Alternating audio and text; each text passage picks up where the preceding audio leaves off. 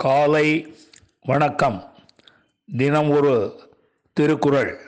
அதிகாரம் 26, புலால் மறுத்தல். குறள் 252.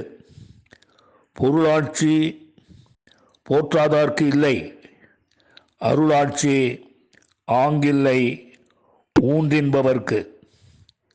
மீண்டும், பொருளாட்சி போற்றாதார்க்கு இல்லை, அருளாட்சி ஆங்கில்லை ஊன்றின்பவர்க்கு. இதன் விளக்கம்: பொருளை பேணி காத்திடாதவர்க்கு பொருள் உடையவர் என்னும் சிறப்பு இல்லை. அதுபோல புலால் உண்பவர்க்கும் அருள் உடையவர் என்னும் சிறப்பு இல்லை என்பதை அறிவோம்.